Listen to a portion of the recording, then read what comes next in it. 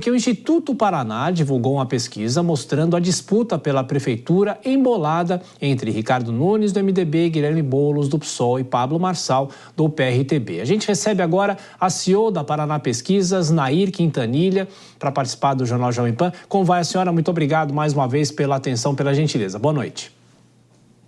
Boa noite, Thiago. Boa noite a todos os amigos da Jovem Pan. Muito obrigado. Bom, claro que a pesquisa traz números, né? Mas fazendo a leitura dos números é possível fazer algumas projeções. O que pode acontecer a partir de agora nessa eleição municipal? Os três estão embolados. Pablo Marçal cresceu 5 pontos, né? 5% na comparação com a última pesquisa que vocês fizeram. E eu pergunto, o que é primordial para um candidato continuar crescendo, estagnar ou, eventualmente, numa reviravolta eleitoral, passar a cair? Olha, Thiago, é muito complicado falar isso nesse momento, porque a gente ainda está no começo da eleição, né? A campanha ainda não começou propriamente dita, então a gente precisa saber quais vão ser os discursos, a campanha, na verdade, qual vai ser o tom que esses candidatos vão assumir, né? Os números não mentem, né? A gente considera que o cenário é muito embolado, né? Pablo Marçal, inegavelmente, subiu 5 pontos percentuais da última pesquisa que nós divulgamos. Então, assim, é uma questão de se acompanhar de fato como é que ele vai tratar esse assunto e tratar todas as conversas, como a gente acabou de ver na reportagem, de como é que ele vai lidar com isso, como a campanha dele vai lidar com isso e que respostas ele vai dar para o seu próprio eleitor. Eu queria te perguntar o seguinte, o Instituto Paraná faz muitas vezes aquela diferenciação, né, da pesquisa espontânea, da pesquisa em que a indução, né, vocês mostram para o eleitor quais são os candidatos, de que forma, isso mostra o conhecimento em relação aos candidatos, de que maneira, quais são os números gerais desta amostra que vocês fizeram? Olha, quando a gente pergunta espontaneamente, né, para quem o eleitor vai dedicar o seu voto, vai dar o seu voto, a gente mede como é que está o termômetro da eleição, o quanto engajado a população está nessa eleição. Então, quanto mais próximo da eleição e mais conhecidos são os candidatos, os não sabe, os indecisos vão começando a cair e a gente vai tendo mais resposta. Por exemplo, na pesquisa que nós estamos comentando, que é a pesquisa de São Paulo, a gente tem ali 42% ainda dos eleitores que espontaneamente, 41,7%, aproximadamente 42%, que ainda não sabem em quem vão votar espontaneamente, né? Quando a gente mostra o disco para esses eleitores, eles já escolhem os candidatos, porque aí ele vê um cenário mais tangível, né? Então ele conhece os nomes e ele vai dedicar o seu voto para um ou para outro.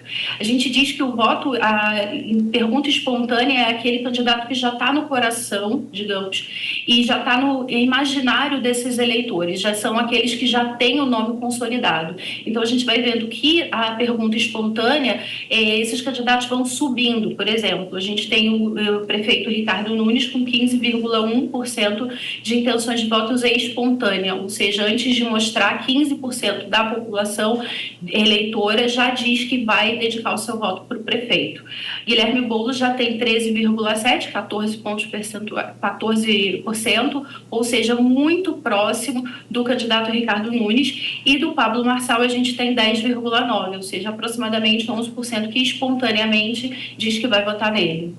Pois é, estamos acompanhando inclusive os números da pesquisa espontânea, não é isso? Agora eu vou chamar a Dora Kramer para fazer a próxima pergunta. Estamos conversando com a Nair Quintanilha, da Paraná Pesquisas, nessa divulgação nesta sexta-feira. Dora. Boa noite, Nair. Olha só, queria que você me fizesse uma análise sobre o horário eleitoral de televisão, porque é muito comum se dizer que o importante não é o horário, mas sim as inserções. E quem tem maior número de inserção tem uma vantagem. Agora, em 18, é claro que você... 18 não, em 22, né? O Alckmin foi em 22, né? Meu Deus do céu. 18. O Geraldo Alckmin, então candidato do PSDB, tinha também uma aliança ampla e, portanto, muito tempo de televisão, muitas inserções. E isso não adiantou. O desempenho foi muito fraco. Então, em que medida, levando em conta esse histórico, é importante ainda o horário de televisão ou não é mais?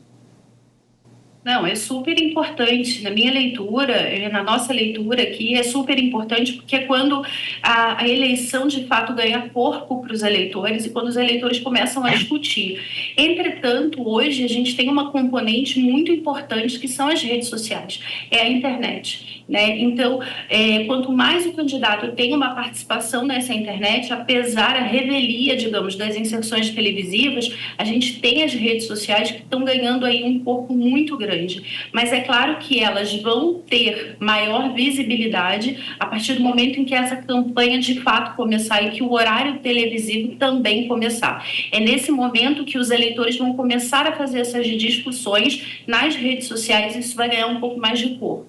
Né? Essa componente da rede social é super importante, já foi muito importante em 2022 e agora em 2024 a gente percebe que as redes sociais, a internet, os grupos de redes sociais têm um papel muito grande para trazer à pauta, inclusive os temas que vão ser discutidos pelos candidatos.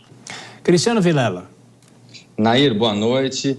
Nair, nesse sentido, com relação aos debates, né? Os debates, eles passaram uns últimos anos talvez um pouco mornos, um pouco enfadonhos, mas me parece que nesse processo eleitoral aumentou talvez o número de debates e talvez o efeito dos cortes acabou dando uma nova roupagem a essa dinâmica. Qual que é a sua avaliação sobre o papel dos debates no processo eleitoral agora de 2024?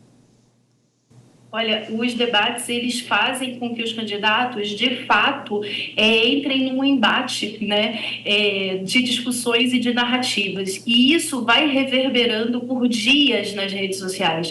Então, a gente vê cortes nas redes sociais de pequenos vídeos, de pedaços, fragmentos desse debate que vão reverberando durante 3, 4 dias após o debate. Então, o debate ganhou uma grande importância, porque é a maneira que esse buzz da eleição continua reverberando ao longo de vários dias, né? E esses debates, eles têm se tornado, assim, importantes para que os candidatos, de fato, mostrem os seus projetos, enfim, mas consigam falar olho no olho entre eles as suas ideias e combater determinadas até afirmações e negociações que a gente vê nas notícias, né?